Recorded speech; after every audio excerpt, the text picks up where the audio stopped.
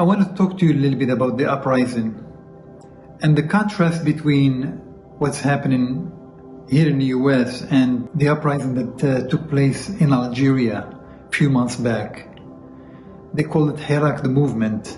Organically, the Algerian people took to the street to demand the removal of the president Bouteflika and his goons and his family out of power. They hold power for 25 years and they were deeply corrupt.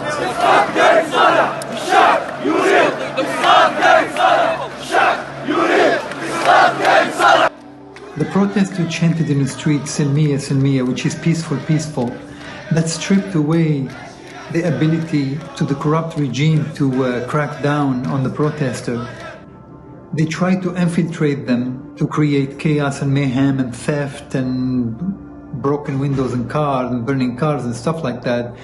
But those elements were quickly identified and removed. They were also exposed in social media. Once people began identifying who they are, the gig was up. So let's talk about what's happening here. It is an opportunity under the wrong circumstance. You know, when we saw national TV an innocent man getting killed, it's painful. But let's not let him die in vain. Protest, but protest with peace.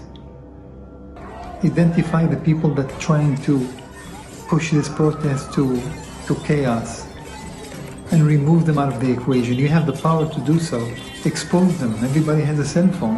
What's different about this one, and there were many protests in the past, is this one came right after 40 million people lost their job. That stripped away, the pandemic stripped away a false reality that people had. This reality of, I have a job, I have insurance, I can afford my mortgage, I can pay my car payment, and I keep my mind occupied with between ultimate fighting and barbecues and ball games, and just enjoy my life and don't even think about looking behind the curtain, where single mother has to work 3 jobs, where 80 million Americans didn't have an insurance, where 46,000 people die every year because they can't afford to go to the doctor. People are pointing finger at the police department.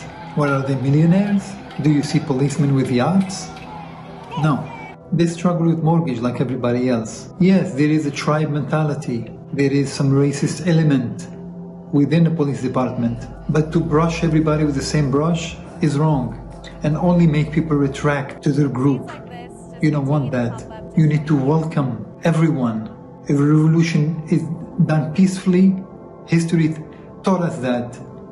Nelson Mandela, Gandhi, it was a tall order against the apartheid, but it's doable. Our government is not the apartheid.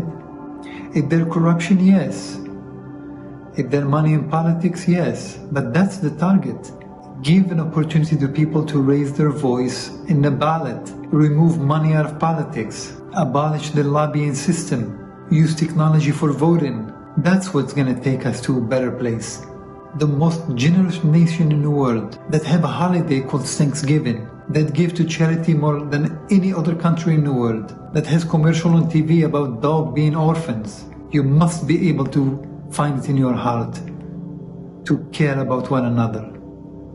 No matter what race you are, religion, creed, you are a human being, and it's my duty to love you.